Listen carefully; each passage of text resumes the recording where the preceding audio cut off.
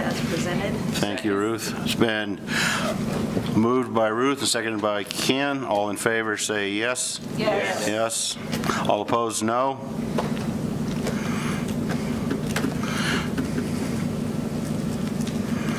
Passes 7-0? Not yet.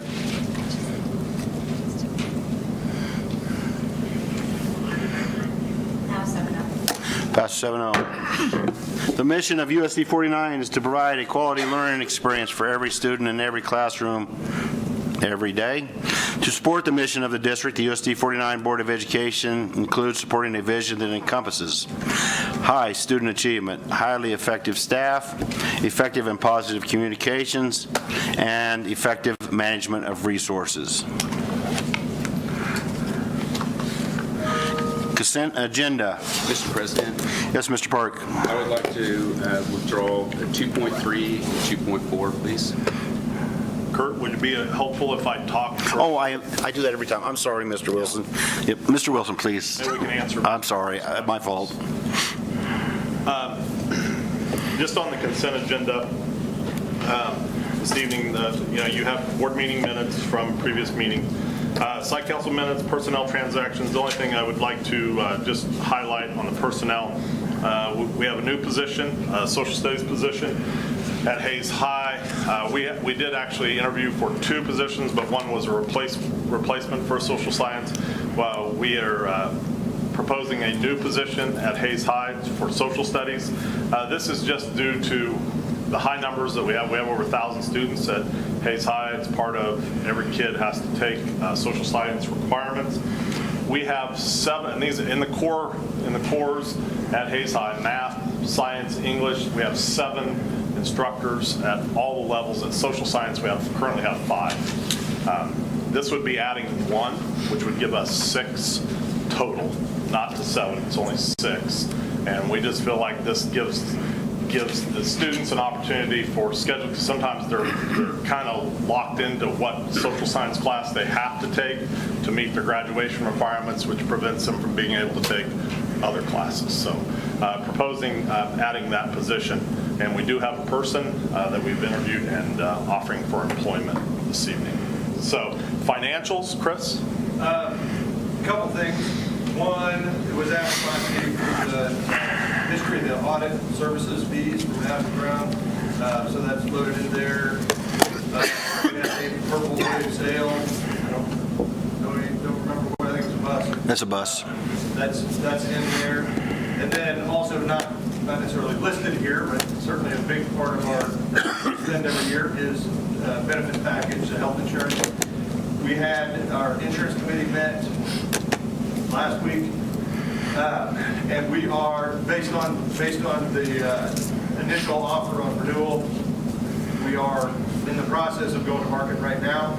So I think the bid or the RFP went out Wednesday or Thursday last week. Hopefully by this time next week, we've got different offers to evaluate and can get a plan going forward.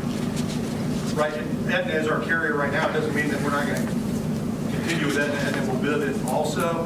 And we'll have everybody bid like plans, but then also within the RFP be able to propose changes to benefit design, plan design. So, it could be different carrier, same plan design, just as likely. Could be same carrier or different carrier with different plan design also. So we'll be bringing that back to you, and then that will be into negotiations and all of those conversations down the road. So, any other questions or financials?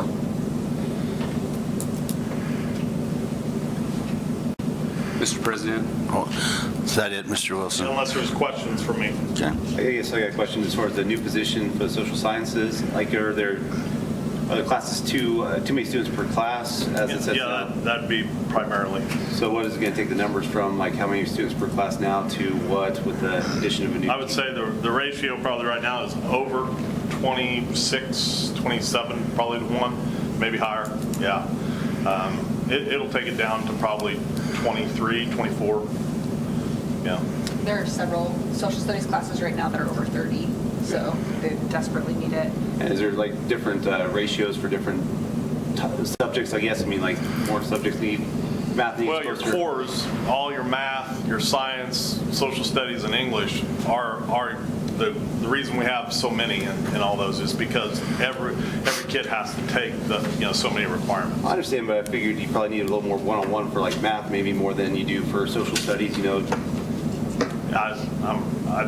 I don't necessarily know if that's what the reason behind is. Social studies, math isn't assessed. All sophomores get assessed on math every year. English is state assessed as well. I don't know what grade level it is. Social studies is state assessed for juniors every other year. Okay. So they're considered a core. We're just trying to get, I've asked a lot of questions about this, so we're just trying to get them closer to we have 7 in the math, in English, and the science, and we're trying to get the social studies closer, so they just got up to a 6. How are we testing social studies? I don't see that on the database. I can see the kind of math and different things, but It's a classroom-based assessment, and Oh, they so- do it their junior year. It's more of a project-based and evaluated with a rubric. so it's not based. It's not reported like the others, but it is an assessed in 4, 8, 7, and 11. Do we have like tracking our own data over time, know where we're at? Yeah. Can you email those Yeah, I can numbers? share those with you. I do my presentation. We good? Yeah. Okay. Mr. Park, you still want some? Yes, I'd like to pull 2.3 and 2.4. What would be your reasoning? I'm sorry. I mean, it delays our meetings every time. I'm just kind of curious, what's your reasoning for this? From all the in-services I went to, I didn't ask consent that. agendas What's your are not reasoning supposed to be discussed. specifically And for so these? it's You want 2.3 and 2.4 removed? So if I want to Jess, individually decide to Please. go against it, I can. Ms. Park, they'll be removed. Thank you. You're welcome.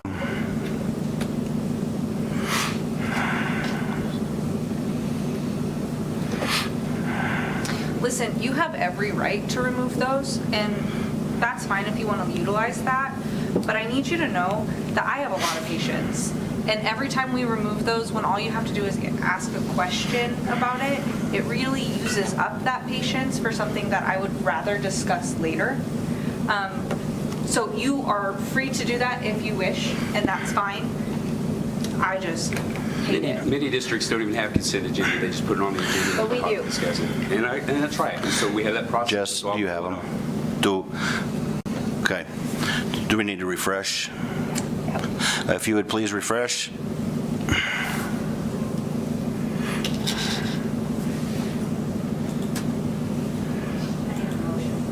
Yeah, I know, I'm just refreshing first. I make a motion to approve the consent agenda items. Thank you. Second? 1 second. It's been moved and seconded to approve the consent agenda. All those in favor say yes. Yes. Yes. All those opposed, no.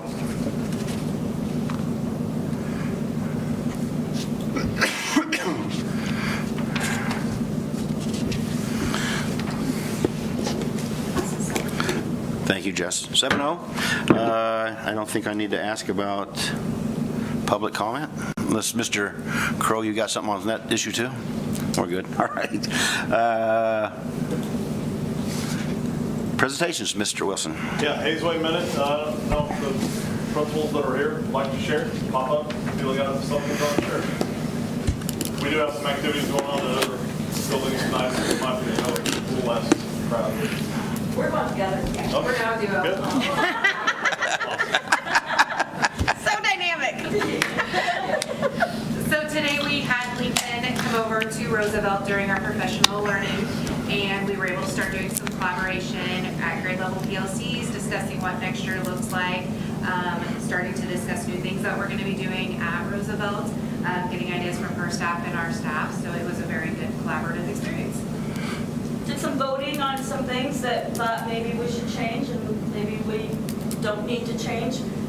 For instance, holiday celebrations, we do different than they do them, and we don't allow birthday treats, they allow birthday treats. So, those are big things, and so we spent the day doing a lot of that stuff, and it's really good to hear the conversations. I think our staff probably had an hour and a half in their own small PLCs. And Chris and I met with the building secretary, mine and hers, and talked about next year and all of their duties and what that might look like, and what they would like to do and what they don't like to do, so the other one can do it. So it was a good conversation, and then we just kind of went around to PLCs and gathered information and chatted. It was a good day. That's a minute.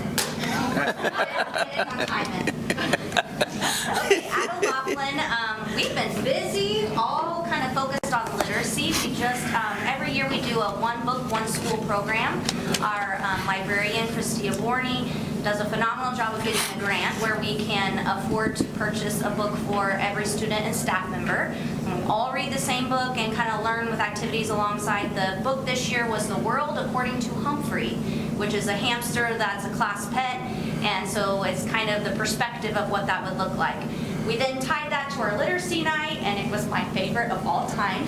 It was around the world, and Laughlin has a very diverse student population, and so we invited families from all over to present their cultures, their traditions, and the students all had a passport, and they went from all the different countries represented and learned and stamped their little way through there. So we just finished that, and then in a couple weeks we'll have our STEM night, which is going to be out of this world, is what the title is, and it'll all be space-themed, stars, constellations, and all of that. So lots of family engagement and fun things happening. Did anyone have it? No. No. Thank you. No way. Now there's pressure. A couple things that are happening at Westside. One, I mean, honestly, when I celebrate Westside, we're celebrating the whole district. One very awesome thing that's happened is every single elementary kid that attends Westside and has a shared school attended their Valentine's party last week with complete success. Props to the teachers and the principals that helped that happen. I don't know if you're aware, but the adverse childhood experiences, there's 10 of them, and those are related to abuse, neglect, and household trauma. And I didn't know this until like real recent. There are actually 7 positive childhood experiences. They call them the PCEs. Those actually negate some of those negative things that kids go through. And 2 of those things are hit often with our Westside collaboration. One is having at least 2 non-parent or non-family adults that champion for them. And the other one is enjoying participation in community tradition. I don't know if you followed the history of Westside, but in the past you had to earn time to get your seasonal holiday parties and traditions within your school families, and these wonderful ladies have made that happen always in the last 2 years. And then my other hat, we can, I'm sure you saw on Facebook, we had another overnight trip.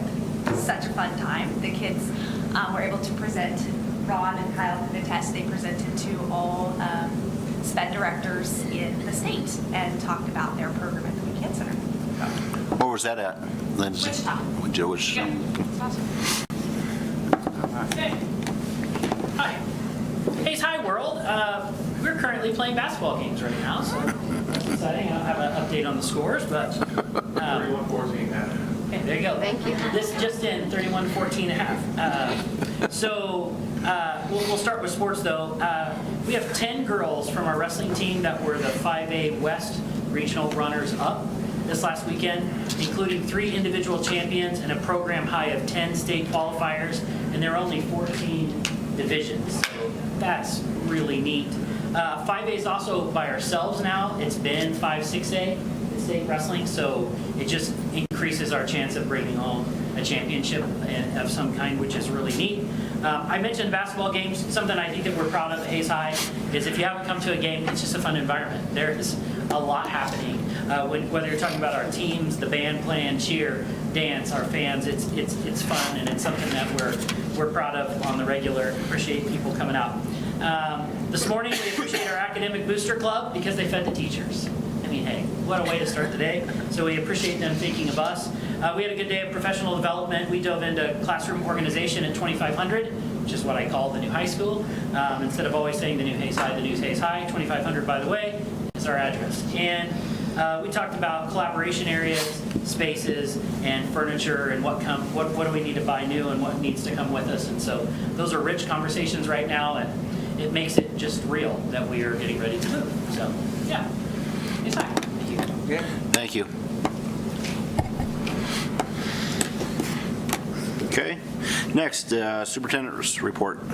Yeah, just in your agenda packet, you saw there's some bond information about the bond update. Hayes High is coming along really nicely. Big news is probably all the glass has been put in along the front and the back, so that's a big hurdle to get over, and also kind of closes it off a little bit for all this cold weather that's kind of makes it difficult to work. O'Laughlin, we're started the project just over the weekend or before last Friday, and so started working on the road. Big part will come the groundbreaking March 6th. Just a reminder for board, if you'd like to come, it starts at 2 o'clock. Hopefully it's not a day like today, or it might be a very quick ceremony. So, just a quick legislative update. I provided you quite a bit of information.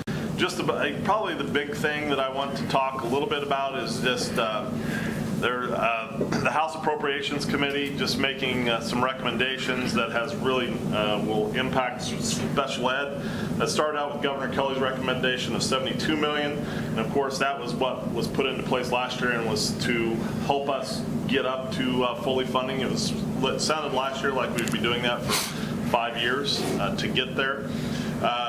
Of course, this year is always a different year, and House Education Budget Committee, they only recommended going to $30 million, and then the House Appropriations Committee reduced it to $10 million, and they're also talking about some changes about allocations. So I think the thing with this is that this doesn't paint a very good picture. It's kind of right now for special ed.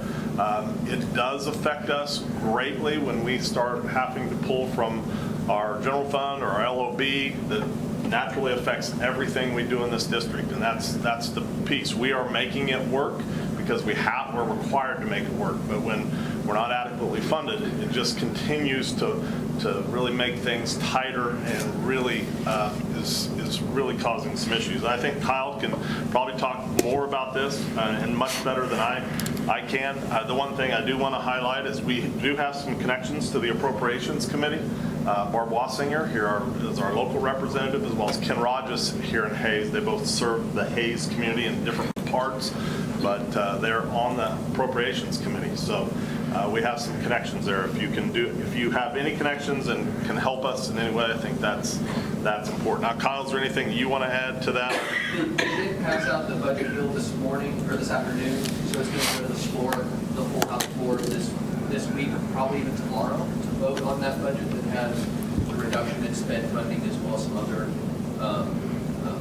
adjustments that they made in committee that were different from what the K-12 budget committee had recommended. And it's between the federal kind of questions happening around IDEA and special education. Of course, there's been nothing specific about funding from them, but just never, everything's just kind of up in the air. Of course, the state inconsistencies make that challenging now as well, and so I am a little worried what the future looks like. Well, and I was talking earlier with Chris and Kyle and I attended the legislative coffee a couple Saturdays ago and talked about special ed, and I brought it up because Ken Rogers, he had to leave, but he specifically made a point to that if you want those things, even though the state doesn't do what they're supposed to do, that we need to just raise the mill levy. So he's pretty much blaming it on us. So I'm just going to tell you, because that's what was said, that it's not.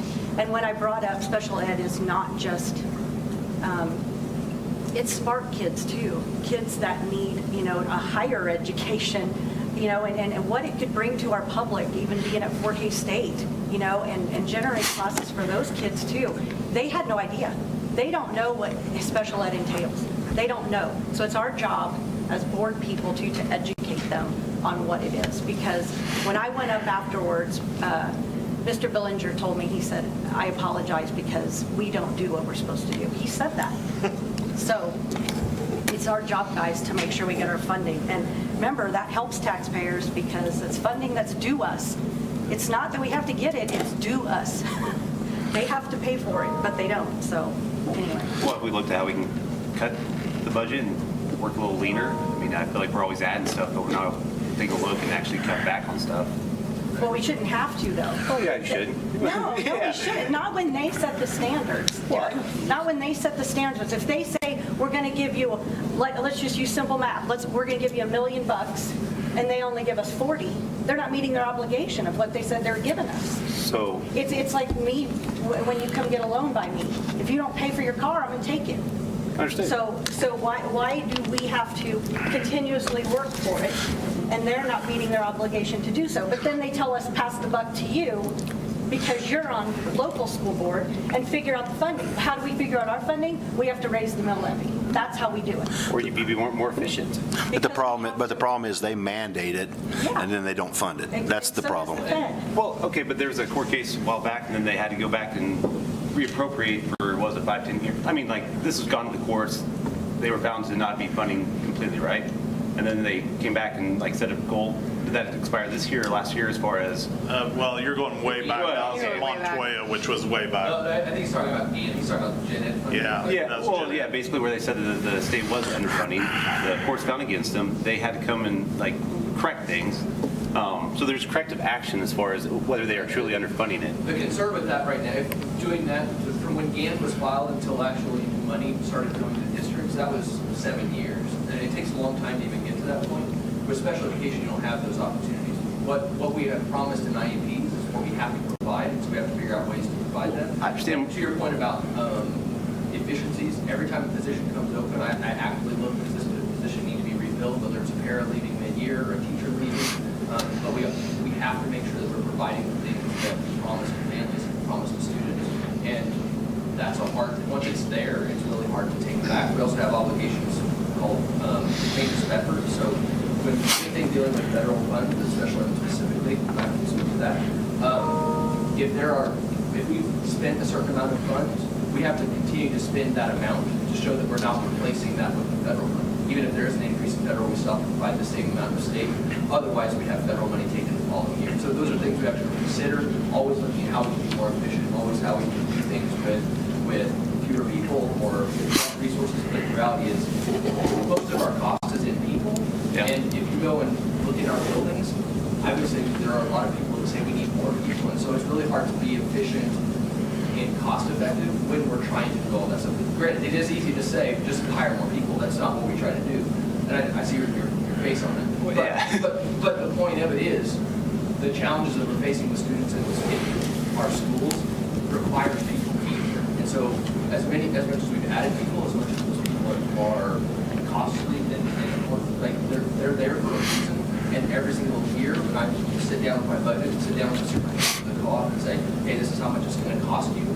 I do so knowing that I've looked at every dollar, every person, and saying that this person is necessary for us to meet our goals. So me and Chris sat down, it's been, I can't remember a year or so, so, you know, I might be a little rusty on it, but it sounded like as far as the sped funding, it was like per person. So like as far as, it's not, hey, you need this much money for this number of students to provide this amount of care. It's like, okay, you hire these people, you know, employees, and then you get funding based off the number of people that you hire. It was kind of a backwards way of deciding how much funding you need instead of seeing the students, the amount of resources that they need specifically as more based off of staffing, and then get reimbursed based off of staffing instead of the other way around. Well, the reason why it works is because there's some places, no matter how few people you have, you will still need one person to do that job effectively. So if you were to do it off of, I'm going to use, I really don't want to use local examples.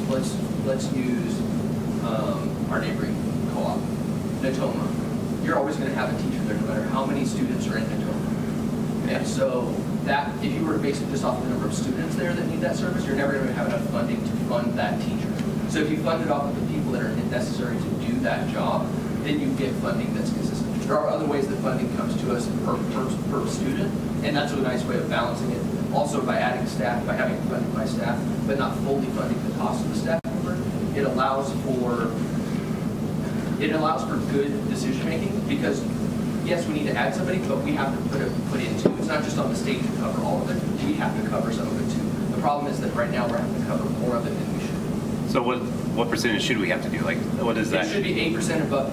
Right now, by definition, it should be 8% when you take out federal funds. So whatever's funded by federal, you take that off. What's left, we should be paying 8%, the state should be paying 92%. And what On is average that? across the state, and of course, that's gross simplification because it's never, no district exactly hits it because the formula doesn't apply to districts, but all that. Then what is our staffing ratio, staff versus student in the SPED program? It depends on types of programs, but Just overall. Yeah, our resource program is, we average one resource special ed teacher for every 8, so in the elementary level, 17 students. The secondary level is 19 students. In our life skills programs, we try to keep that under 10. In our West Side behavioral programs, we try to keep that under 10.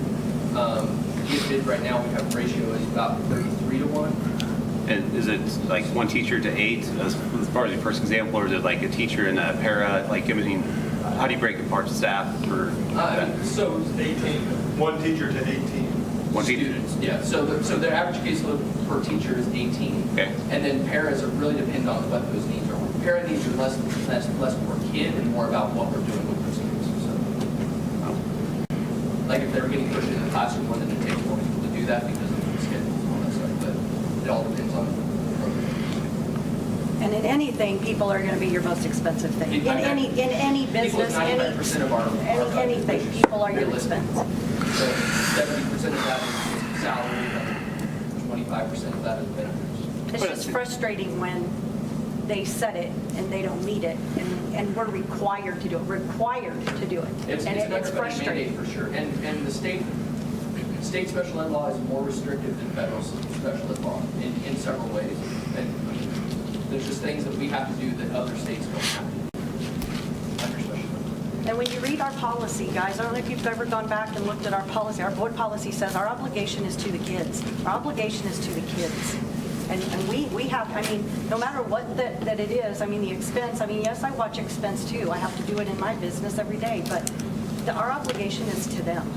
So how are our kids doing? Are they meeting their goals and getting the education that they need? Are they addressing? 95% of IEP goals are met, which is what I wanted to be around 90%. I think we can be more ambitious with our IEP goals and still be doing fine. Like if we were meeting 100% of our IEP goals, I would say we're not being ambitious enough with our schools. But 95% of our goals, if that was still at 90%, I would still find that very effective. From a retention point of view, we've been able to retain teachers just under 90%. From a special ed perspective, is pretty good. My goal is to get it under 10%. For paras, because we have a lot of college students, our retention is still on that. But overall, I feel like our students are doing well. We've been able to increase the average student's time in their gen ed class by over an hour a day over the last 2 years. State assessments, we at least in math, we were able to, just look at it, but the math, they increased by 5% over the last 3 years, 5 years. 5 years. We're trying to avoid severe 5. But we've been able to increase the math performance for students with disabilities by 5% on state assessments over the last 5 years. Reading has kind of stopped, but that's all. Most of our students with disabilities have struggled with reading, and so I think we've moved more from 1 to 2, but I don't know if we've been able to get any progressives. I think we stayed pretty stagnant with that. I wish it was going a little higher, but the problem is it's hard because if students exit, they no longer show up as students with disabilities, and so if kids are getting better, they don't need the service anymore, then we can stop reporting on them as students with disabilities. How many do you graduate like that? Like how many actually? I mean, that'd be something good to track, like where you are educated at the point. I keep track of exits. So we place a lot of kids. For the last 4 years, we've stayed level with the number of IEPs. Like we've been at 900 for basically the last 4 years. This year we jumped up to 1050 because Russell did this. Of course, they account for 150 of the time. We've been able to stay pretty stagnant, which based off the number of referrals that I receive and the placements we have, that tells me we're exiting students out at pretty good, at least as consistent as we're adding. I have a question. Who is all in our co-op again? It's us, Russell? Us, Ellis, Victoria, and Russell joined us this year. Okay. And then we also serve TMP, Holy Family, St. Mary, So Amber. if the state legislature is saying that we need to raise our mill levies to fund this, would their mill levies? So here's where the sped prop is funded. And I'm going to share more about this in the future. you to our meeting, but Sorry. no, this is fine. I'm presenting at Victoria on Thursday. Come visit. Well, you're welcome to come, and I'll share with them. But the way that it works, so we have to provide FAPE. We have to provide the IEP that's there.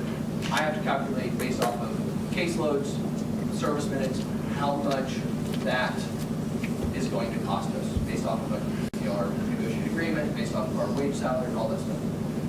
Right now, that's at 12 million.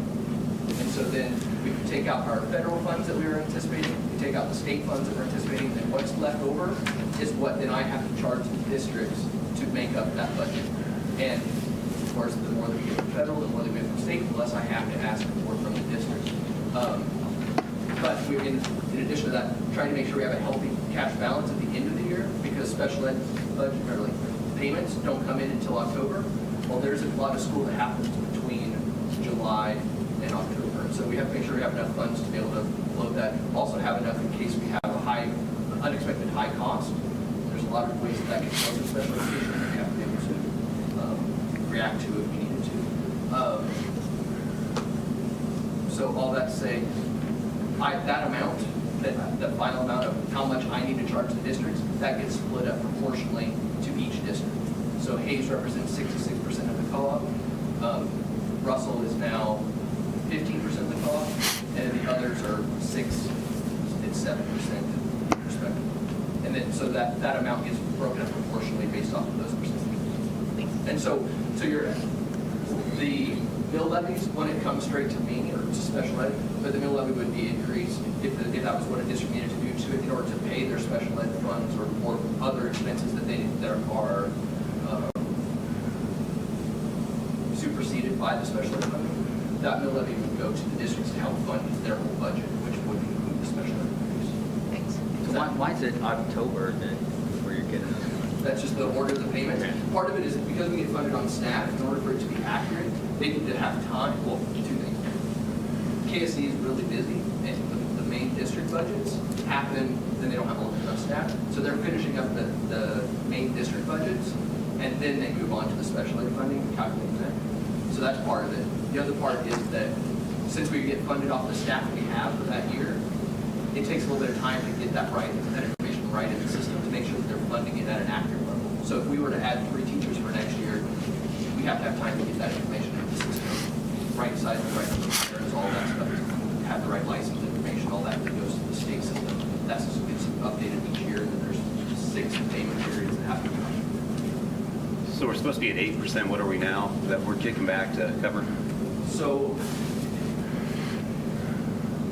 calculating that exactly at the district level is tricky. If I were to, Roughly. again, I'm not using the exact formula that they have because that formula applies to the district level. It doesn't really help. At the co-op level, about 35% of our funds are Okay.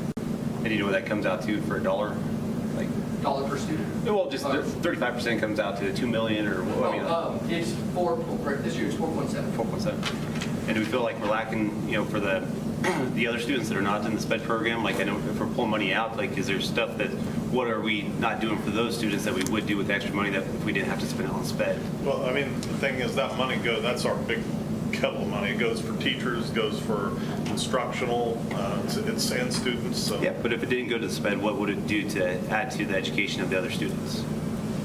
What are they missing out on because we are having to fund? We got the wish list. We can probably pull Well, first of all, your student to teacher ratios would be more ideal. Yeah.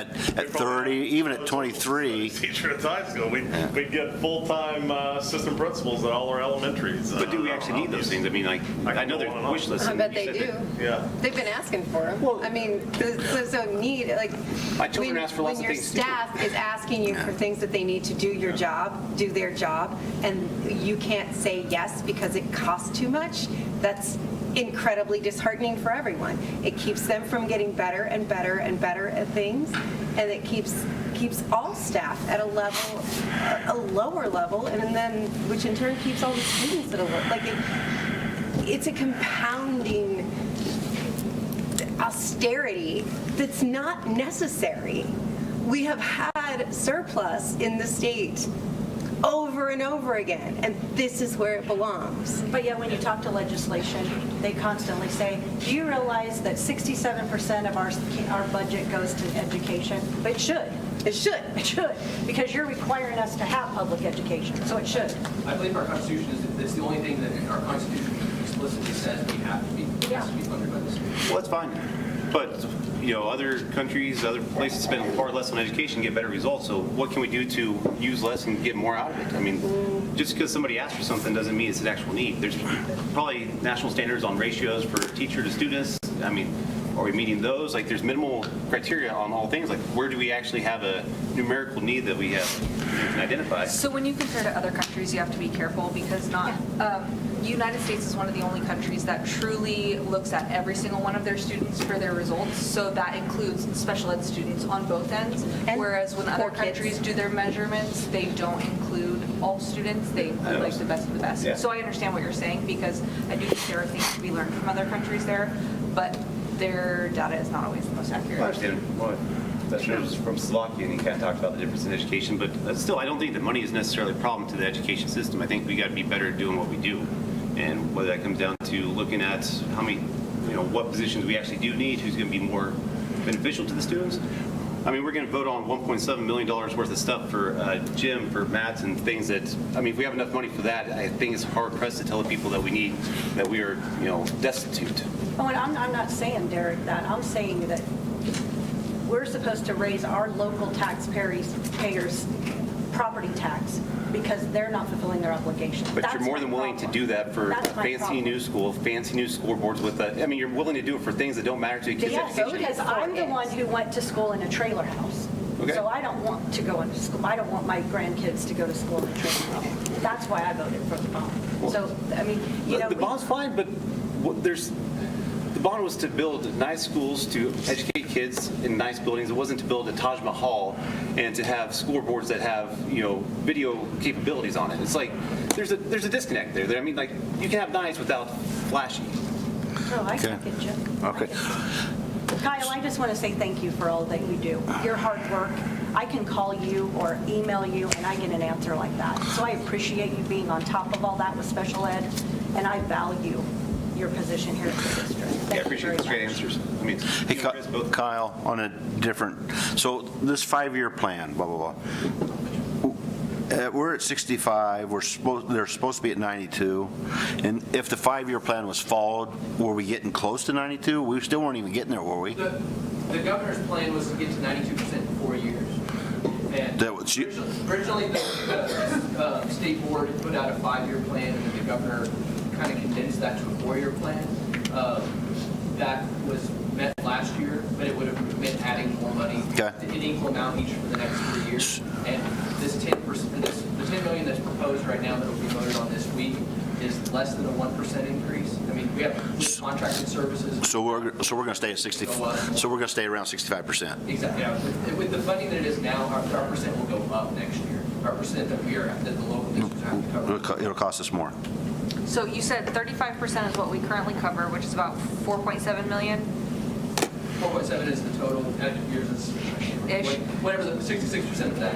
Which means that 3 million. Because 4.5 million. Okay, so that means if we did have to cover all of it, right, of whatever the state doesn't, that would be about $13 to $15 million. Well, the state covers about 5. We get about 5.2 million from state. Okay. Okay. Got it in front of me. Okay. Somewhere, but trying to don't hold me exactly to those. I'm just trying to get a ballpark for like. If the state didn't provide anything to special ed, then it would be 10 million. But they obviously do what they do. Cool. Yeah. We're at about $3 million this year in district assessment. Our portion of what is funded by state or federal. I think we ran the numbers last year, about 2 years ago. If it was funded, if the state, and remember, it's not the district that's funded at 92%. The state calculates, estimates cost, determines what 92% is, and then allocates less than that. That allocation, so even when we add a teacher, the pot doesn't get any bigger. It means everybody gets a little bit less. So the amount of money is fine. adding teachers doesn't mean you get paid more. It means the amount of, the amount per teacher goes down across the state. But it makes it look like the amount of not being funded is more. I mean, when you run the numbers, it makes it look like they're funding less percentage of what. Yeah, again, Yeah, because there's more people Well, exactly. going into that pot. But that also means the cost is going up. But my point is, does the cost need to go up is kind of where. Yeah, the ratio goes up. so if the state was funded at 90%, I think last year we said it would have been about $1.2 million in district assessment, so it's around $1 million extra that we're paying. If increases based on this, if increases could very easily take over, you talked about the funding plan from Gannon. Any new money that comes in with this kind of a funding formula and without drastic cuts is going to eat up every bit of new money that we have. Now, my question is, with how the district funds works, right? If we cut costs on, like, buying new materials that doesn't even go into the pot for funding, correct? I mean, materials are just such a small amount of our. I'm talking like big bonds. You're talking like capital outlay. Yeah, that's an entirely separate fund. That's not, it's a different pot. So where would we even cut costs to be able to fund that? So that comes to the question of like, okay, how do we evaluate? And what do we need? What would you do with more money? Well, it's really hard to prove the negative. It's hard to come to you. I mean, we come to you with things that we have that make it through to be a bill. It's hard to come to you and show you all of the things that would be beneficial, but we cut them in the background. That's kind of like what our charge is. That's what our job is. So, so how do you do it? You cut positions. That's the only way to do it. You cut positions or you cut Benefits? compensation. The only way, because he's at 96, 97% of his spend, 95 at least, 95% of his spend is compensation. About, depending on how you calculate it, if you want to count capital outlay in there or some of the other things that really can't be used for compensation, but we're at about 85 to 87% of our spend is compensation. So the only way, Jamie, to get there is cutting people or the amount that you're paying for people, which would be towards benefits or towards pay. So it's really saying, So is it going to be do you want to help these students? Or do you want to cut here and help these students, or cut here and help these Yes, students? except for it's not do you want to, because It's you have to. and the state outline what an IEP should look like. And so, because like what Ruth is saying, like they outline what those laws are. So It's the regular students who are write the IEP, going to be penalized. meet that obligation. They ain't going to take it away It's from not them. do you want to, it is that comes out first and whatever's left. But we only have so much taxing authority, like we're maxed out 8% on the capital outlay, and we're maxed out on the LOB too, aren't we? I mean, We're not maxed out, but we're state average. You could technically go up a little bit higher to through a vote, raise it, but we're state average. So in a short answer, yes, we're as high as we can go. So yeah, so there's no other room. Yeah, so when they say that you can raise your mill levies, like you're limited in what you can do to raise mill levies. Can't actually raise your levy. well, you could raise it on the LOB to get more money in that. You could go to 33%. You could pass a resolution to go to 30%. So if we're truly here for the kids and for educating kids, we could cut money from the capital outlay, put it to the LOB that it can actually be used for. I mean, You like, can't do that. No. you can't cut. No, you can't. Because capital outlay You can't move it from that pot. Specifically more capital. Well, I know, but if you reduce the percentage of the mill levies there, then you're only taking that money out of the capital outlay. You're taking the mills that were going to capital outlay, put it into an LB. Pass a resolution to go to. And then the LB could be used to actually fund education and things that are, trying to educate kids. I mean, so it'd be a net zero for the cost for the taxpayers, but yet more money would be going. They're already paying $143 million for the bond that should have been paying for these mats, should have been paying for everything going into it. I mean, if you want to actually educate kids, which is my goal, I guess, but that's what I would recommend doing, is trying to get money where it needs to be to educate. Well, education is more than just math, social studies, science. Education is also personal fitness and personal wellness and accounting and all of these things. And mental health stuff is important, not only to get them to the classroom, but to keep them in the classroom. You see this stuff everywhere where people say, this is the stuff kids should have been taught in school. Well, when we try to teach them that stuff in school, then people get really upset that we're spending the money too. So it's a lose-lose. It's a lose-lose. As far as I'm concerned, like social emotional stuff's been out for 12 years, and there's more need on mental health services in the school, outside the school. Like, what are we gaining? Like, what have we actually done as far as trying to teach these kids to be good people instead of, let the parents and stuff do that, educate them to be smart individuals and learn how to, deal with life on their own instead of all these stupid surveys and other stuff that we do. Like, teach them math, science, history, and like what to do and how to think, not to be touchy-feely. Mr. Wilson? Yeah, I'll continue on. Please. Senate bill, You're all right. We're good. But just to talk a little bit legislative, and then I'll move on. I thought it was interesting. Senate Bill 75 is going to be debated at the Senate floor, and this is the irony. I just wanted to highlight this: is that when we're talking, our conversation was about cutting special ed funding from $72 million all the way down to $10 million, which is over a $60 million cut. They're proposing giving tax credits to those who choose to send their kids to private schools. If you're send your kid $8,000 for a full-time student to an accredited private school, and $4,000 if non-accredited, which is basically a homeschool. And the interesting thing is that's $125 million that they have set aside. So we got at one point we're cutting $60 million out of SPED, but then they're going to save money or going to set aside money to pay for this. At 120, it makes no sense. That actually makes zero sense. Just a reminder, private schools can choose to allow students in or not. Yeah. So if they have special needs. Yeah, and this isn't, I'm not trying to get into a private school debate. This is about legislatures what are they thinking? Why are they thinking this way? This makes zero sense. Right, but they can also choose to hire certified or not certified teachers. Yeah. So they are much cheaper, and they don't, Well, the parents of homeschool Okay. kids also pay taxes. Yeah, So, if they're getting some money back to homeschool their kids. Yeah, well, public education is for all of us to benefit from the public being educated.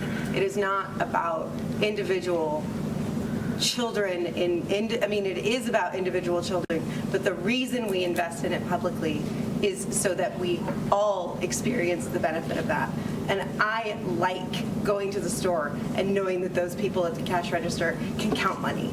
It is important that everyone know how to read. It is important that everyone have access to equal education, equitable education, and decent education. And families can make those choices. It's true. I made that choice for a little while. It was terrible. Next. It was awful. Next. Okay, I'll just jump on to JAG-K real quick. Just want to share that we heard from JAG-K officially this week that we'll be able to add an additional high school program. JAG is Jobs for America's Graduates, and it's been a very successful program. At our high school, we'll be adding one at the high school and one at the middle school, and we're very excited about this just because the things that they do in that class with helping kids with some of their soft skills, as we talked a little bit about, and just helping them face some challenges and helping them prepare for their future. I think it fits well with our mission and our vision, and our core values. So I think it's very good. It's a relatively cheap cost for us. We pay about 15% of the total cost for each instructor, which is relatively cheap. It's a really good thing. So, Mr. Wilson, so we're going to end up with 2 then? We'll end up with 3 total, 2 at the high school, 1 at the middle school. So we're going to add 1 at the high school. I got it. Okay, so you're going to add 1 at the high school, because we currently have one only. Okay, I got it. I'm with you. Just also, I gave you some information on the boiler. It's replacement at Roosevelt. It's been a little bit of a hit and miss thing with the boiler. Just so you understand, I'm not going to go into the whole story. We just had some boiler failures.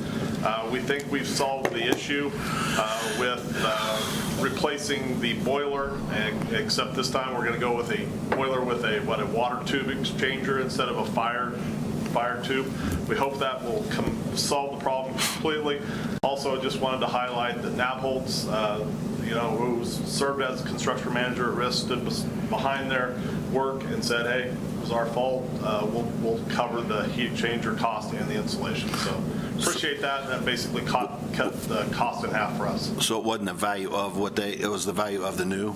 Yeah, I think our cost is going to be right at 18,000, and that'll cost them about that amount. Okay. So it is going to cost us some money. I mean, we spent a lot of money on the HVAC at Roosevelt over the last 6 years, replacing stuff, and you highlighted some of that. And then we employed Glassman to do all the maintenance and to kind of help check all that out. So, but we still have a cost of 17, and Naples is going to do 17. They're not going to pay all of it. If you read I don't know if you read it. Yeah. Yeah, the reason is we've decided, because of conversations with HVAC technicians that are saying, hey, this boiler that you put in is probably not the right boiler. And at the time, it just, I think. So who's responsible to put in the right boiler? We hired somebody to do that, and they didn't do the right one? I don't think we're not pointing any fingers at anyone. It was a boiler that was, on the market. We thought it was the right boiler. We have this boiler that we're replacing, we do have it at Hayes High, and it's worked well. So sometimes it just works that way. And we just feel like because we've had success with this other type of boiler that we have at Wilson, we're just going to switch to that. We think that'll fix the issue. So it wasn't maintenance, it was because of failure? I don't know. I'm not really pointing fingers at anybody. It's just, sometimes the boiler works. It worked, like I've said, it's worked at Wilson, it's worked at the high school. There are two different kinds. One's a fire tube, one's a water tube. And so you just never know. So the 17,000 is the difference between the fire and the water tube? No, it's the cost for the new boiler is like 38,000. So we're paying 17 for the boiler, and they're paying for about 17, 18 for the installation, and also the heat exchanger that goes inside the boiler. Does that come from Glassman? Are we getting it from Glassman, the boiler? No, it's from whoever sells boilers. I don't know. So I guess how much have we spent at our HVAC in the last 6 years? I mean, it's been considerable. Well, we put in a new system. Yeah, and really none of the cost, up to this point, it's all been warranty work, so we haven't spent any money up to this point. So warranty doesn't cover it now, it's because of the way it was put in was not correct. Well, like I said, we're choosing to go to a different boiler, so. So if you wanted to use the warranty, you'd put the same one back in, that's not going to work again? Yeah. What our assumption? I mean, that's what our assumption is. That if it doesn't work 3 times, probably isn't going to work the 4th time. Okay. I think that's it. Thank you very much. Action discussion items. First one is 6.1, Hayes Middle School digital marquee. Yeah, what you have in front of you is a digital marquee that we have some quotes for. You have a picture there. This is just a digital marquee that will serve dual purpose for Hayes Middle and as well as Hayes High School. We'll be stuck in the middle between the two buildings out there in that green space just right off of 13th Street. The bid price that we have here and what I'm recommending from Golden Rule Signs for $66,000 does not include the price of the monument. However, we're going to have a lot of materials from Hayes High and Hayes and Roosevelt that we think will have most of the materials of all the stone and brick to complete this. It'll just be the labor that would go into that. Should be fairly minimal. There'll be some cost for that for sure, but won't be extraordinary by any means. I think this marquee does a good job of helping us tell our story. This is a great spot right off 13th Street. Every parent or anyone who brings a high school student or a middle school student will have to pass this sign to get into the building. So, and it looks to me like we had 2 bids. 2 bids, yeah. And Mr. Wilson, so does the sign company do how far away it has to be from the street and all that? That's all. Yeah, I mean, we have to get a permit. Yeah, there'll be some permitting that will tell us how far off of the street we have to be and everything. Will that be an additional cost to us? Or will the permit's small. I mean, it's trivial. I mean, But then what I've read, the only other expense is to run electricity to it. Yeah, we'll have some, the thing is, we're going to have, we'll have power right out there. I don't think that'll be a big cost. Okay. But that is going to be, that will be a cost that's, Yeah, it'll be some trenching and running. the labor to put the brick thing together. So what do we predict is the all-in cost to have it done? I would say I don't want to say for sure, but I think we could do it for under 10, but it might be 15. Well, can we get bids on that and kind of see what the all-in cost would be? Because the commercial sign does include all the pedestal and everything else, or you're talking about, okay, so they're both the same bid. Okay. I mean, can we get the numbers and see what it would be all in cost before we decide? Because if it comes back and it's another, 40,000, then maybe It's not going to be 40,000. Well, how do you know? Well, it's just some trenching. You're going to trench across to grab some power off of a pole and some wires. That's not But 40,000. masonry work and all sorts of Well, I said that we probably won't have any cost for the materials. It'll be the mason. Okay. Yeah. How much is that going to cost? I would say, like I said, I'm pretty sure it's not going to be more than 15. I think it's probably closer to 10. This design was done by the sign company? Well, I can tell you, we did talk to the mason. He included materials, and it was 17 with him purchasing materials. So that's why I'm pretty sure it's going to be less than 15 with adding in some of the other stuff. Did the design company make this design or the plans for the monument part? I don't necessarily know if this will be the design. Okay. Yeah. So you don't have a plan for what the monument? I'm just giving you an idea of what the sign, it's going to be on some kind of monument. Yeah. I'd like to make a motion to approve the digital marquee sign for $66,364.06 from Golden Rule Signs. I second. It's been moved and seconded. Any more discussion? Okay. Will we see a final design before? Oh, yeah. I'll definitely share that. Okay, thank you. Any more discussion? Seeing no more discussion, I'll call for the vote. All those in favor say yes. Yes. Yes. All those opposed, no. No. Passes 6-1. Passes 6-1. Next item is weight room equipment, Hayes High School. Yeah, what I've included in your packet is just a request to purchase new weight room equipment. In your packet, I shared that we are looking at a smaller space in our new weight room. And that in itself requires us to look at new equipment so we can be as efficient as possible to use the space that we have. With the new equipment, we will go from having 14 stations in a larger weight room to having 25 stations in a smaller weight room because of the efficiency of being able to put these machines back to back and creating some and it also offers more flexibility and some safety space that's important in working in a weight room. I don't know if there's anything more other than what I've already provided you, if you have some questions. I also have Tony here that he can answer specifically to the weight room if you would like to have him speak to anything. I wouldn't mind Coach Crow coming up. Sure. Yeah. So Coach, my first question would be to you is how often in a day's time is the weight room used?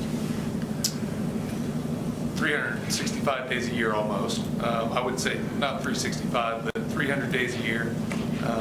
It's used every hour, every school day, before school, after school, weekends.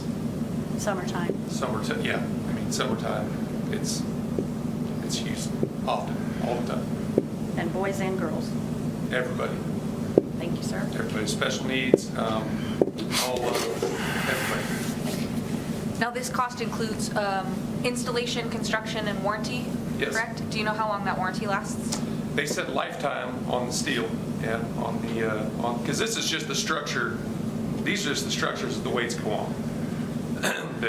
That's what this is that Mr. Wilson has here. And so lifetime for the steel, with Pro Maxima, which is the company that we. That's a deal. And then we're transferring all the bars and the weights are going to move over? Yes, yes. Did we bid this out? I'm sorry, what'd you say, Mr. Minor? The weights, the bars, the components to lift Come with this. are going to be moved over The from weights. from the current high and the school. bars are coming from the current high school. They'll move them over. Now, on the bills, we have hand weights, and we're purchasing those now, or are those additional to what we have, or what is that? So what's in here is just this is just the racks. This is just the structure that, that supports all the weightlifting. This isn't the weights. This is just the nuts and bolts of putting all the furniture in the weight room, basically. It's another $80,000 of weights probably to try to get. I think we had that bidded too, but and so it's another $90,000 of weights to fully furnish the weight room. So the hand weights that we're purchasing are? All of it, bars. No, that's not part of this. Okay, but that's part of our bills that we're paying for now, that we're buying now. Are those new weights that are going? No, there's no new weights right now that are being bought. It's just the racks. Well, what are hand weights? Because they're on the list that we're paying for. What he's saying is I don't think Tony has anything to do with that. I don't know what. Oh, gotcha. I don't know, I'll have to go back and look and see if there's a question on the current bill. Was that on financials? Is that on this? Is it on this one here? Financial, there's a couple places that says hand weights. So you're bringing all the weights over from the high school weight room. That's what we would need to do currently. And then we're going to bring the equipment from the middle school over, or we're going to use what we have currently at the high school, so we're buying new furniture. So if this is the plan, to have the new racks in the new weight room at the high school, but we don't have any weights, we would need to bring the weights over from somewhere, which currently, if we were to do that, we need to bring what we have at the high school. And then we would have to take what we have at the middle school to the new middle school. You'd have to rotate everything over. Okay, so are we going to have some surplus equipment? Probably, because you'll pick the best furniture that we have for the middle school, probably. No, we'll have surplus extra racks at the old middle school, but no weights. We're going to be short on weights. Right. Because you're going from 14 units to 25. You don't have 9 extra sets. No, It would be 11 extra sets, I guess. We're going to be extremely short on weights. Somewhere they have to buy weights as well, either put it in the current weight room, because we're going from 14 racks to 25 racks. That's right. So we're not going to have enough weight, which that's a whole nother discussion, I think, if that was proposed, and it's not right now. This is for the racks. But to move everything over, to move the weights over, you're going to have to buy weights somewhere else to furnish other things. But So from the second floor and the bottom floor, ground floor weight rooms, we have 2 weight rooms. It's smaller than our existing one? a little bit, yeah. Square footage it is. Square footage, just a little bit? Yeah, it's a little smaller. And the design of the one we have now is, I mean, you guys have been in it. It's massive and it's open. It's a very, very large weight room. And to make sense of what we did over here and be the most efficient of our space, it didn't need to be that big. However, the way it's going to be set up with 9 racks upstairs and 16 racks downstairs, you can have a smaller class going, a larger class going. Right now, we'll have two weights classes going at once. Sometimes it's a lower level class, an upper level class. It could be a female class or a male class, or just it could be a special needs class or a class that's more advanced. And we're spending half of our time in the gym doing other things, waiting to use the weight room and moving them in and out. And so now you can have a space where you could have upstairs a class going, downstairs a class going. You could be using the gyms as well. Now, summer weights, you have middle school separate from the high school? Yes, sir. And will that be in the new weight room, or will it be in the middle school weight room? It's a good question. Just depends on, I mean, we'd like to do it all at the new one if we have enough weight. Because that's what you do now, is that they go to the Hayes High. Yeah, there's the one weight. Middle Yes, school, we don't high go to school the middle goes together. You just schedule it. Yeah, we'd like to do it all, right there. Well, what you're saying too is high school, what you're saying, middle school, is there middle school going to go back to the middle school? Is that what you're asking? Right, the middle school weight room is not used in the summer, from what we... We're correct. Currently, it's not. The upstairs at Felton, the Hayes Middle School is not used right now in the summer. No, it's not. But yeah, if we have enough participants, I mean, we're going to have, we could have The middle school. two of the nicest facilities. The middle school might need to run a middle school summer program. Yeah, we do currently, we've got, but it's, if you have both those spaces, you can definitely use them. Sure. I make a motion to accept the bid from BSN Sports for weight room equipment for $146,710. I'll second. Okay. Nope. It's been properly moved and seconded. More discussion? I guess, did we bid this out as far as different companies, and this was the best deal? So yes, it's been bid.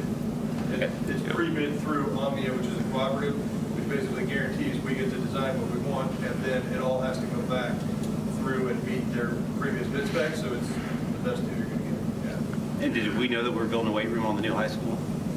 Yes. So the bond was to build, furnish, and equip the entire high school and all the facilities within it. So why is this not part of the bond to pay for the? Well, if I read that, it's in that information's in your board packet. Yeah, this one is. This is from the bond? Yes. Well, I'll vote for it then. Holy cow, get that out. Let's go. Okay. Do it. Any more discussion? Any more discussion? Thank you, Coach. We shall call a vote. All those in favor vote yes. Yes. Yes. All those opposed, no. Pass 7-0. Next, scoreboards. Hayes High School 6.3. Mr. Wilson. Yeah, this is a proposal to add some scoreboards to the outdoor stadium, the football stadium, as well as scoreboards in our gymnasiums, the main gym as well as the auxiliary, and then adding a softball scoreboard to our softball field that we are building. Lots of information that has been included in your packet about the scoreboards. I think one of the things that I want to highlight is just our high school video broadcasting curriculum that will be a part of this that we currently don't have. Jake Deckett, who is here right now, if you'd like to, he's very excited about this opportunity as he's already had some meetings about this and really had some good information, and he's just really excited to get this started. His students will really help the game day event operations in terms of the scoreboard. It's a great opportunity for our students to receive possibly some things down the road as far as scholarships that they could go to a university and be a part of the game day operations there. And some of the work that they're doing will give them an opportunity to get that. There's and maybe even jobs down in the future. We have put together some marketing packages to kind of help offset the cost of these scoreboards. We've been reaching out to local partners that have expressed interest in wanting to get their advertising up on our scoreboard. We've never had this opportunity before. This is a first for us. As being at Fort Hays, we weren't allowed to do any of this. And so we've offered some partnership packages to partners, and we've had some real success in just a very short amount of time to generate some revenue that will help offset and pay for these over the course of several years to get these scoreboards paid off. And I don't know, what else? This is not unique to Hayes, as many communities have. The thing is, what we're adding is we're adding video to our scoreboards, which we've never had that before. A lot of communities, I've tried to include different communities. This is not all inclusive, it's just ones that I know about. There's many more, definitely, than this. And also, some indoor video opportunities as well. So I'll take questions. Okay, I would like to start first. Jake said they met this morning, actually. I talked to him. Okay, I have not been a big proponent of marketing, but so my understanding, 2 supers, 4 anchors, and there's going to be 10 to 15 partners. That's possibly, if we have that many. It won't be more than that. No, could be. Anchor and super anchor. I mean, Those numbers are set. 2 and 4 are set. Static. Yeah, that goes with static. And then the number of partners will determine on how fast they can roll around to that contract if they're getting their 30 seconds and, okay. Things I do like. I like that there's no other signage, the poster thing. There's nothing going to be permanent in our turf. That was discussed at one point in time. The contracts for these will be handled by central office, which I do like as well. The other thing that I did notice is, and I'm sure Mr. Jeter read them, but the contracts are for 5 years when I'm in here reading. That was a template. That's just a template? We would customize Okay, it with. so it's just a 5-year template. That's not, okay. Right. That's No, they would be 3. that's all, okay, because of the 3-year, it says 3-year commitment, but then that contract I was reading was a 5-year, so we just modify it to 3 and 3 so it matches. Okay, that's what I have to offer. Anybody else? No, I just want to make a comment that, I mean, all the schools that Mr. Wilson has attached there, I mean, the first time I went to Garden City, and theirs has been up for how many years? You're like, holy cow, I feel like I'm at K-State. So I think, cool. So I'd ask Tony, is instant replay allowed in Keisha? Yep. Is it? Yep. So that will help? So we all get a seat? And then Bourrier, is that what your influence? Might be an added cost for instance, but I don't know. That just sounds like that might be. Sounds like concert. No, it's actually not. It's not. That's all pop. I mean, Jake's kids can do that. Okay, there you go. Go to places and we're all looking to see everybody glued to the video board. Absolutely. And it's, yeah. Okay. Yeah. I think it's cool. Anything else? Mr. Wilson, I do have one other. It states in here, and I read, that after, if this is proposed and we do this, that once all these ads and marketing, we're going to use that money to pay for this equipment. Okay? I would like to hear in the near future, and sooner the better, after it's paid for, and we're generating $80,000, $100,000, the intentions of the next funds after that equipment's paid for. Well, and we, yeah. I would like that shared with the whole board and the Sure, community as well. But I would like it, Yeah. Is it going here, is it going here, or are we just, is it going back into the big pot of the capital, you know? And that's definitely something. I would like that shared. I think we have to probably formulate. Yeah, so it can be looked at a lot of different ways. And if you wanted, the easiest answer is, well, it would be staying in capital outlay. So everything else on your capital outlay map would happen sooner because you're generating I understand. revenue inside capital outlay. So you certainly go ahead and But- target specific projects and say, okay, when we get this much. I mean, if you're going to target, some examples would be meal stipends for all kids that travel on our activities or other things, and or are we going to, whatever. But is it going back into the pot? Are we going to earmark projects or things that it's going to go to? I would like to know that. Okay? And this is capital outlay, right? All right. Yep. So I guess my first question is, why is it capital outlay if it's part of the initial building of the school and the sports complex that goes along with it? Simple answer is it would be $777,000 that we would take out of building our bond for, I mean, classroom space, square footage, whatever. So we overspend other places, and now we got to fund it another way, I mean, basically. Sure. I mean, it's just like, I use the analogy, you build a new house, and you're going to pay a builder to build a house. But when he builds a house, you're not paying for him to put a refrigerator in your house or a washer or dryer. You have to go out and purchase outside of your house new build a washer and a dryer and a refrigerator. This isn't anything unique. But the bond was to furnish and equip the sports complex, the buildings. I mean, it was written into the bond that the money was to finish the project completely. It'd be more analogous to you buying a house that's fully furnished. Done that. You buy a turnkey. It'd be Yeah, would love to have done that, we just don't have enough. So we overspent other places. No. Well, okay, then where's the money to take it out of the bond? I'm not going to debate this. We've debated it. How long is this? I mean, it's on the capital outlay budget. It's been there for a while, so. We have discussed it. Yeah, We've already we've been discussed it as discussing it. part It's of been that, there so. for several years. Okay. So- Anything else? Well, I guess kind of your point as far as the $88,000, if we just put it back into the capital outlay and say that it's to pay off the scoreboard, it's really not actually paying down any sort of debt or anything else. I mean, the only way to make it work would be to decrease the capital outlay mill levies according to the 80,000. I guess honestly, my thought would be, I'd rather have you push it out to multiple people as far as how much interest there is in the community to do the advertisements. I know you mentioned one company in particular, but how sure are we that we're going to get, full ad space every year for the numbers that you said? For 3 years, for 100% of them. Okay, so you've already got those kind of locked in? Yeah. Can you provide Once we get the contract signed, we'll share that. Well, I think contracts are going to come to us anyway. Yeah. Now, That's, this gets approved, so. you're going to see the contracts.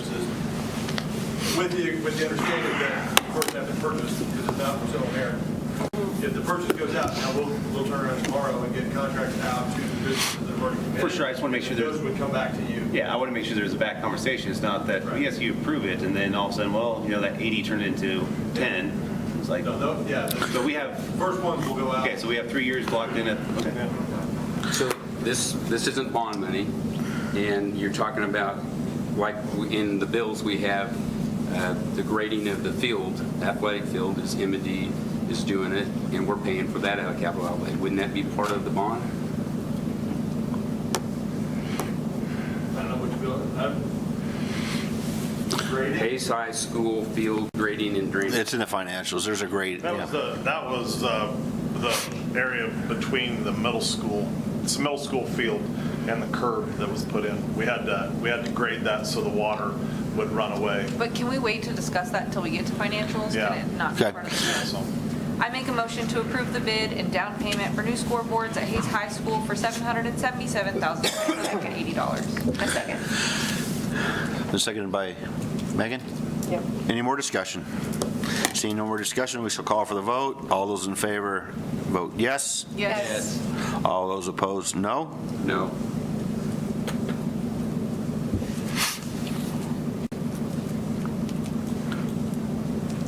Passes 5-2. Passes 5-2.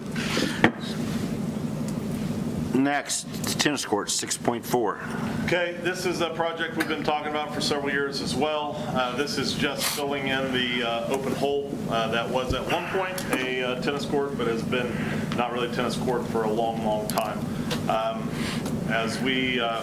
If you've been to Hayes High, you will know that this is part of our front door into our new school. But more importantly, this is going to give us 8 tennis courts for our tennis team to practice. We're averaging about 30 athletes, maybe to 40 athletes on our boys, our girls and boys teams during their respective seasons.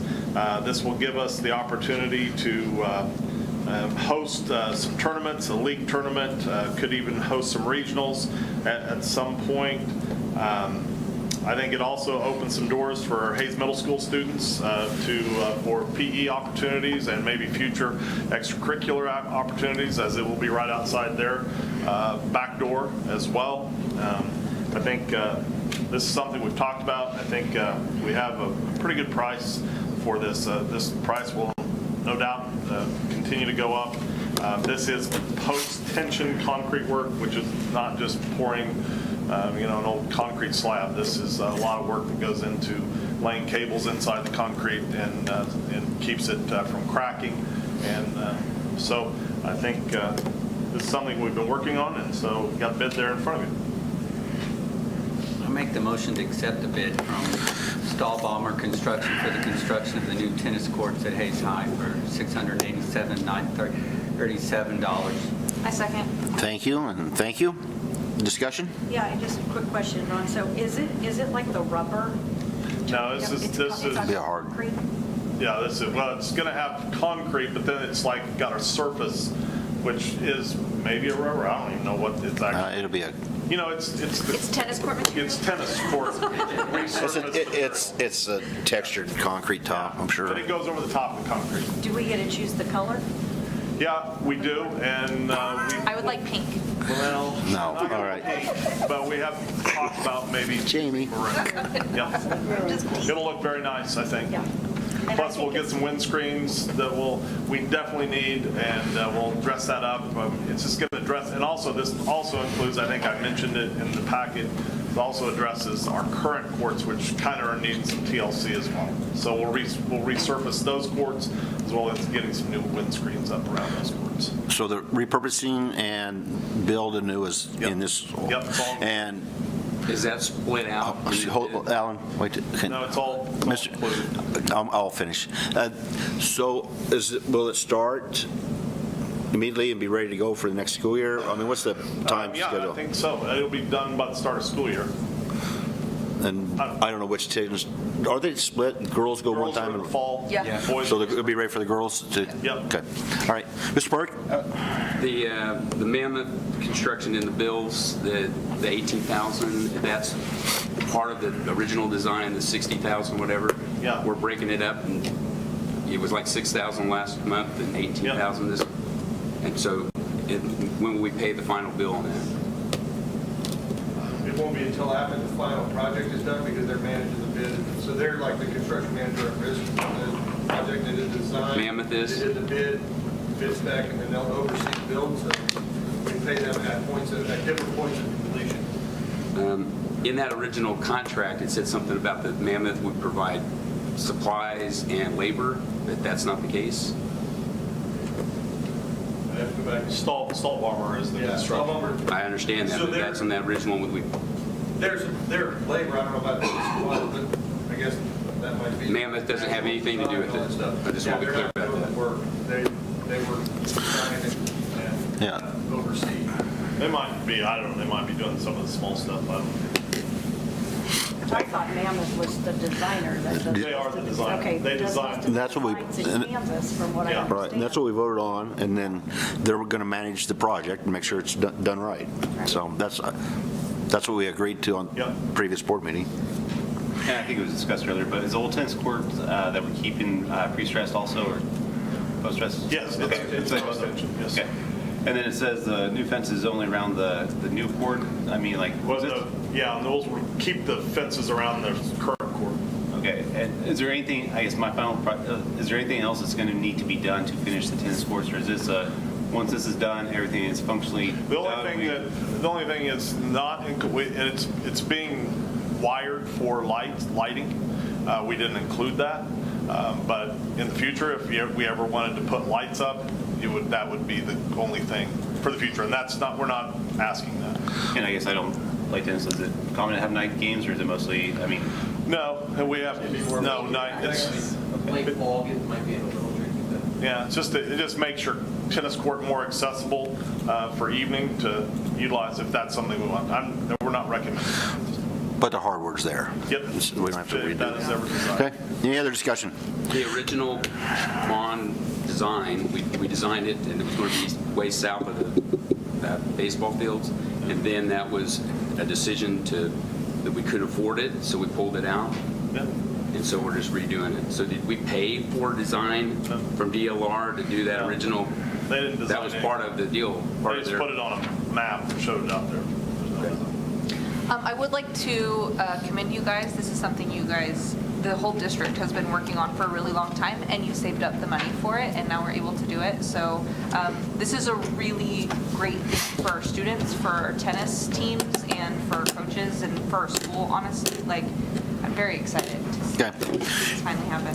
Any other discussion? Seeing no other discussion, I will call for the vote. All those in favor, vote yes. Yes. All those opposed, vote no.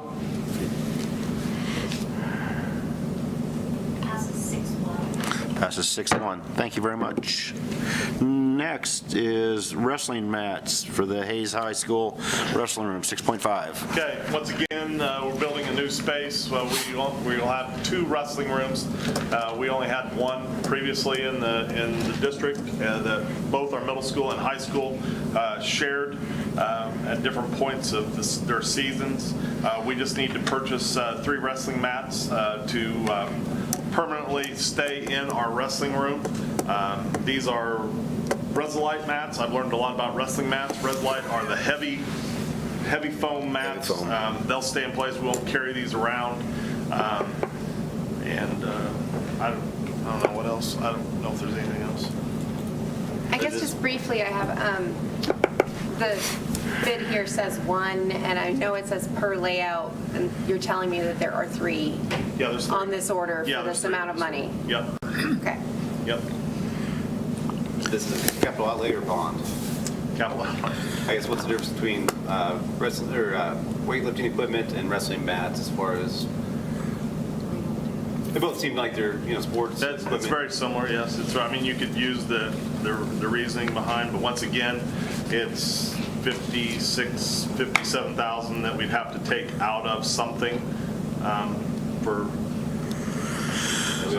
That's why, and just like Jamie said, we have been planning, knowing that these are costs that will come with building a new building. So that's why we've put ourselves into a very good position to be able to do things like this and really provide the best things for everyone. Well, no, not for everyone, because I walked through the middle school for my kids' parent-teacher conferences, and we're not doing adequate justice to the other students in the district. The younger kids, the grade school, maybe grade school to some extent. Roosevelt looks nice. Laughlin's gonna have some stuff, but the current middle school is in pretty rough shape. We haven't worked on that yet. Well, I know, but I've seen that. I mean, I've tried to get out what we plan on doing there, and what we're doing is not going to, make it very great for them. And the current high school has this issue. So, while I agree we need wrestling mats, I think we should buy wrestling mats, but I think it should have been worked into the bond where it was initially supposed to. So, Derek, I'm a little confused. You confuse me because you keep saying this, and you're saying we'll take it out of the bond, but then at the same time you're saying, well, my kid goes to Hayes Middle School, and I want things to happen at Hayes Middle School. Well, that would be less if we took those out. I'm trying to say you did a very poor job managing the money of the bond, and Well, that that's your- the bond should have been used for all these things that it was initially intended for. So, while I want to be financially conservative and make sure that money is being spent correctly, I do not feel that it is being spent very wisely, and that you overspent on the current high school at the expense of the other students in trying to get the capital outlay money to fund projects that, while they need to be done to some extent, we're spending way more money than we should at the expense of other students. Okay. Any other discussion? How many Mr. Park? wrestling mats do we currently have? And what are we going to do with those if we're buying 3 more additional? Don't we have 3 or 4 of them now? Well, they're old mats. Well, some of them are going to be, some of them will stay at, well, maybe they won't. Or Hayes Metal, however you want to call it, but we're looking at or purchasing some Hayes Metal school mats. And I think those mats are for tournaments to be used in Gym A when they have meets. The practice mats that are currently in the Hayes High are going to stay there. Yeah. Will never be moved. They'll never be moved, but and then the competition mats that they use now are going over to the new Hayes High. Yeah, I can't imagine the wear and tear they get. I mean, the Bob Kuhn tournament alone. But it is a different critter because the ones that are heavy, the ones that they're moving are light foam, and they're in 4 sections or 3 sections. 7? Yeah, 7 sections, and they used to have a whole team pick up a roll. Now 2 kids are picking up those rolls and moving them. I make a motion to approve the purchase of Reslite wrestling mats for $57,714. A second. It's been moved and Megan has seconded.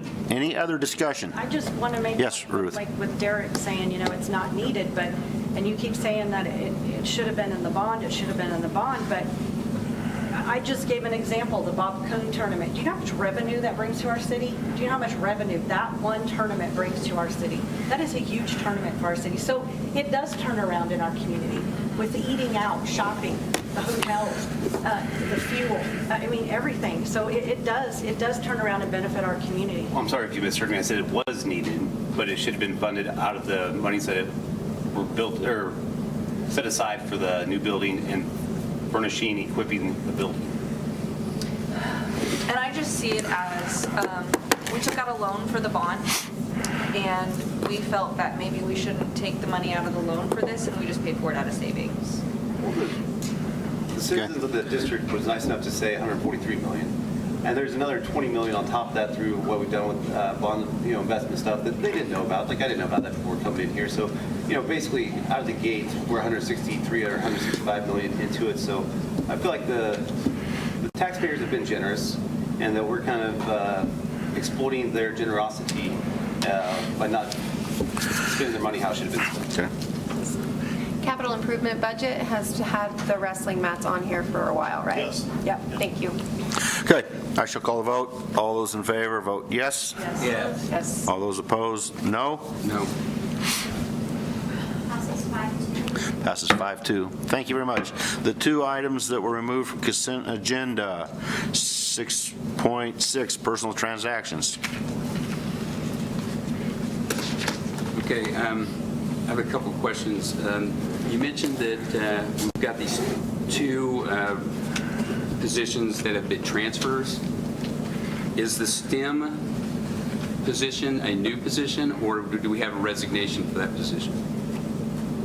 Well, it's not necessarily a new position because we're moving someone from a classroom into a position at Roosevelt for a STEM or actually STEM or science. Yeah. So we currently have a STEM person at Roosevelt, right? So there's going to be two? We have additional students. We have more students there, so we have to have. But do we have a STEM person at Lincoln right now? Yes. Yes. Okay. It's So not it the is same not person, an addition, but- you're just, okay. So she was a fifth grade teacher, and so we're replacing that position? We will be, At yes. Lincoln. At Roosevelt, not Yeah. Lincoln. The one who's taking the one is at Lincoln, and she's going to Roosevelt? Yeah. Correct. Okay. Mrs. Dragon. Okay. So we've added another teacher at Hayes High. We're talking about budget here. So how are we eliminating some elementary teachers anywhere? We do have some reductions in some small class sizes upcoming. But we're not terminating, we're reallocating. Yeah, yeah. We're not There's cutting. already some places where we don't have the 11 sections or whatever, so they're like moving to follow those. So we have currently 5 sections, taking that, and now in some cases we're moving them down to 4, Well, 3 or 2. The third grade class across the district is small, so we will only have 4 sections at Roosevelt and actually 2 sections at Wilson. And then the fourth grade, we will go from 5 to 4 sections at Roosevelt. That's the spreadsheet we keep track of, and we keep an eye on that, and when we can reduce. And that's what going from 4 elementaries to 3, we can be more efficient in that manner. So one of those teachers possibly will go to 5th grade though, because we reduced that this year, but we're gonna add it back, so 4th graders become the 5th graders. So, yeah, it's kind of this little. So what's the size of the class is going to be for that? Well, you just mentioned one, we're going to reduce one, so are those class sizes going to go up? Well, they're still under, we make those decisions still based on what we are agreed upon class size, which is 25. So even reducing 3rd grade from 5 to 4, with 8 open spots at full capacity. And then even at Wilson going to 2 from 3 at 3rd grade leaves us with 4, just a small class at 192 students. So we just look at where we can be efficient, and then we do get voluntary transfers to the other vacancies we may have. Kind of the process we're doing right now. So is that, you said voluntary, so you're going by seniority. If a teacher from Wilson or Lincoln wants a certain position, they can have first choice if they have seniority? Seniority really doesn't have anything to do with it until you get to reductions in force. Okay. So right now, there's internal applications, and we just have people who are interested apply internally, and that's how we've been handling it. If we get to voluntary, then it's not always just seniority that would go into that. It's who's the best fit where, with the makeup, what experiences they have, but we haven't had to do anything. Are those positions advertised in the district and according to the negotiated agreement? Yes. Do you have a motion, Mr. Park? Again, just another question. I noticed we have a individual who's resigned, and I know he's been in the district a long time. Is that a resignation or a retirement?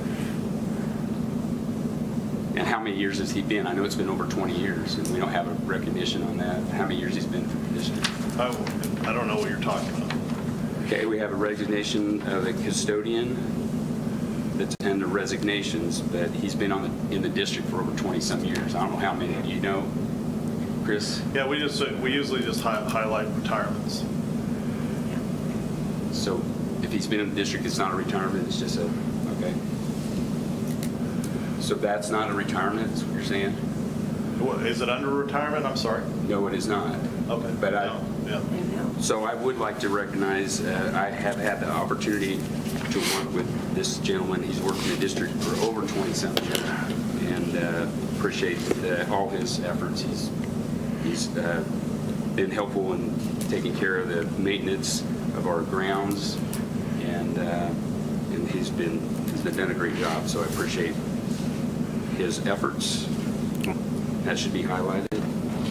Okay, but you're not even saying his name, so what was the point? You're right. Jamie Gershner was the individual who is a maintenance grounds person for the district for decades. So I appreciate that. Okay. So just so you know, that resignation came in today, so I'm sure employee services just didn't have time to go put that in. They got it in. Okay. We good? I'll let you know exactly. I know he's been here a long time. I don't know how many years, but that just came in today, so they were in a hurry to give them. Okay. So yes, could you send that out to the board or have it so that we can highlight that? Thank you. I make a motion to approve this as presented. I second. It's been moved and seconded. Ready, Jess? All those in favor vote yes. Yes. Yes. It's not popping up. Do you get it? Yeah.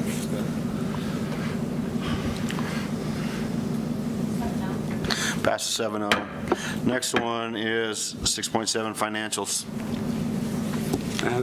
Most of the questions, I think, for Chris. I noticed that on the first part of our check register, we got a interest payment for the bond. Is that the first of two?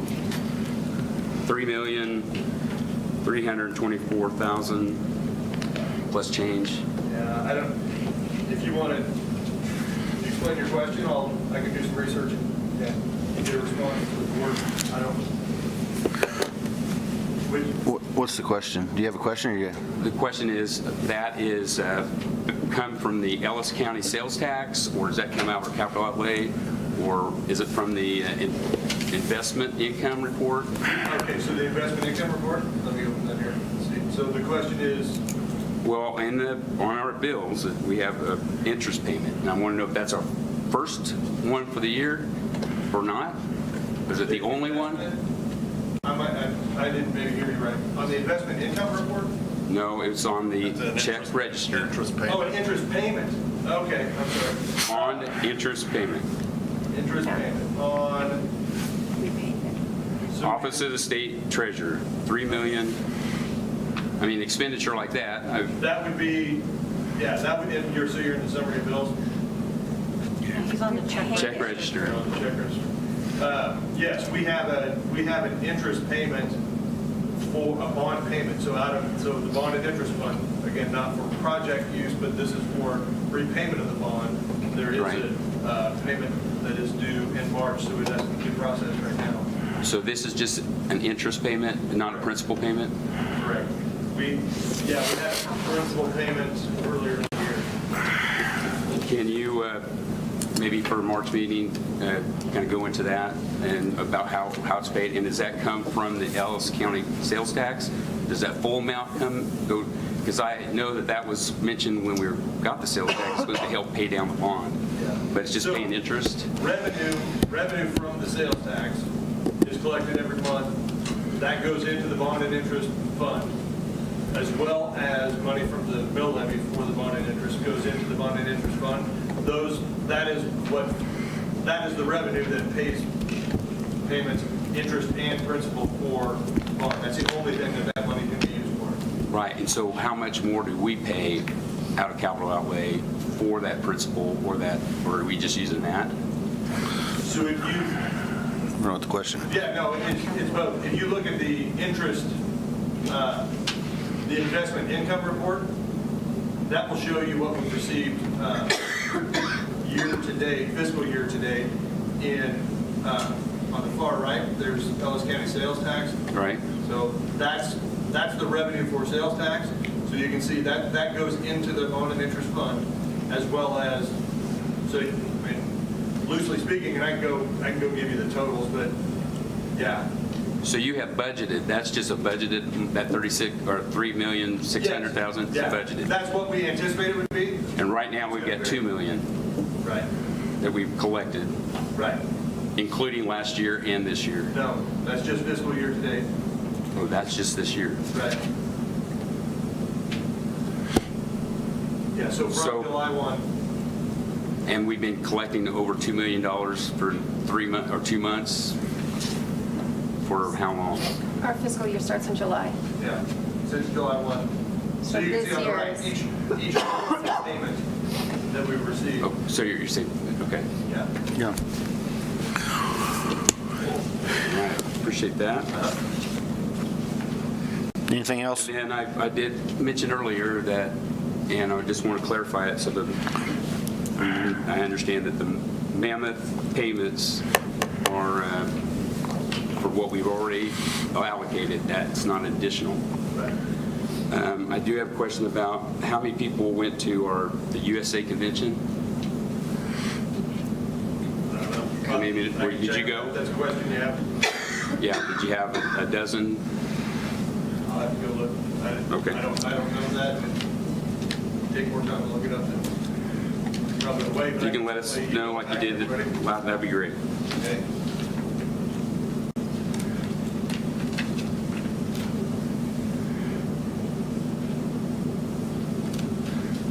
And I think I can just talk to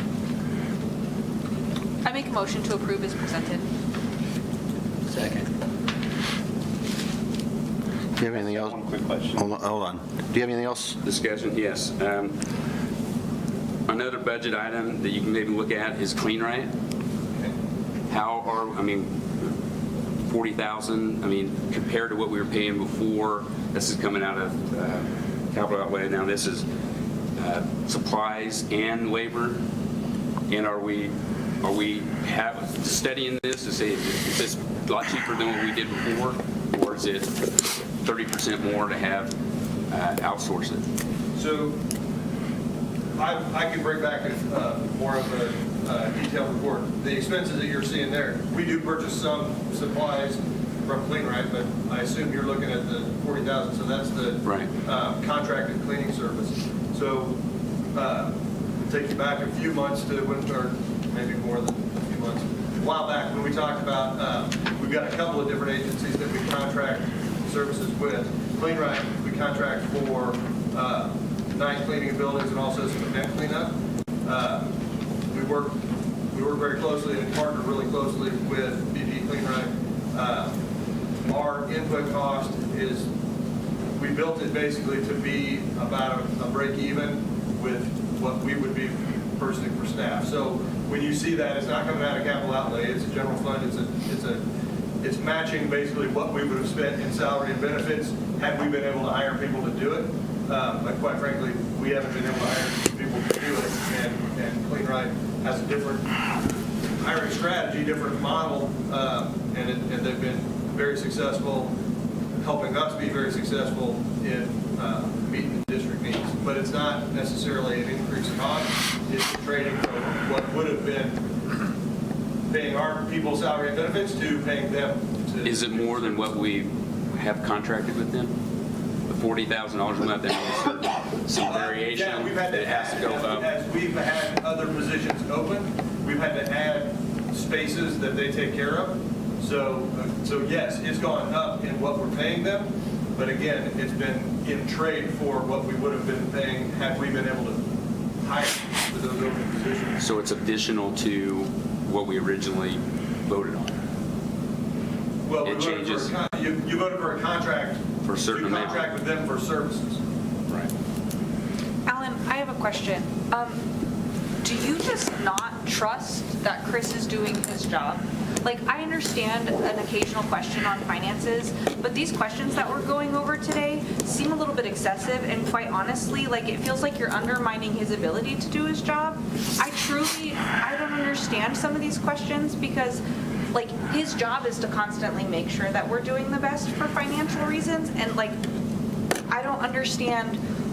Like, it feels like you're trying to catch him in a trap with some of these questions. Some of these questions could have been asked ahead of time via email and just asked to send out in advance, because like asking about the interest payment doesn't make any sense, like of how many. I wouldn't know that off the top of my head, but if we send it to him in advance, he could have that material sent out to us and like in an organized fashion so he doesn't feel attacked. I don't understand why we're asking some of these questions. Part of our job is, one of our main jobs is budget, and one of the things that Mr. Wilson said is that we go through budget throughout the year, and we need to be checking through and looking at all these things, and that's why they part of our provide the job. material for us. But I would add this, if these questions are going to be asked, they could be emailed.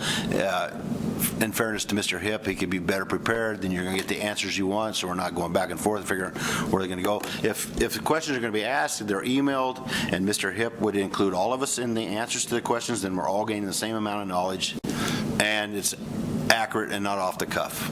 So, Dr. Yarmer. I just, the shot clock installation, which school was that at? Hayes High. Hayes High. I noticed that last second, it came out Fund 55, which was the textbook one. Okay, I guess. Textbook, yeah, and we talk about this specifically at like budget adoption time. Yeah. Textbook is a bit of a misnomer. We refer to it as textbook. It's textbook, and revolving student fees. So all of the like student classroom supply lines are in there. Also, all of the athletic department supply and equipment lines are in there. So it's money that we take and allocate for student stuff, which does include activities and athletics also. Yeah. So yeah, it's confusing and it causes questions because, well, wait, that should be textbook money. Well, we set money specifically in there for textbooks, but we also set money in there for, again, classroom supplies, athletic activities, any of those student revolving kinds of things. And shot clock was required by CASIA rules, correct? It was, yes. Okay, thank you. And as I reiterate, I have asked these questions of Mr. Hipp, and he responds back to me very efficiently and very quickly, and if it needs to be included to everybody so they all get the same information, I'm sure he's more than willing to do that. With that being said, we will call for the vote. All those in favor of passing the financials, vote yes. Yes. All those opposed, vote no. 7-0.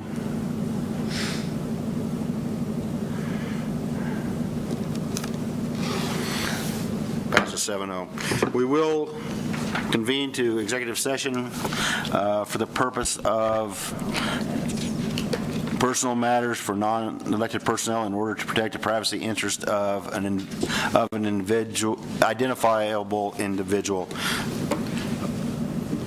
We're going to need to go down. Yeah, we can.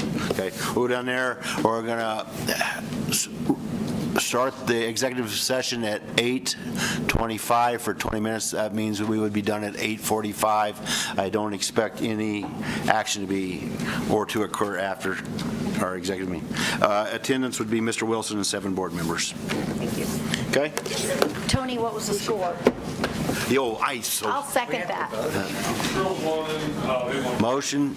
I'm sorry. I move that we go to executive session, and Megan seconded. I thank you. All in favor? All those in favor, executive session, vote yes. Yes. All those opposed, no. Okay, I forget Mr. Wilson during consent agenda. I forget to make them. No. I'm just going to take it. You can take it, but we don't need it. I forget everything. I don't need the rest of this stuff. What am I doing? I need to exercise mine. That is crumbly mud.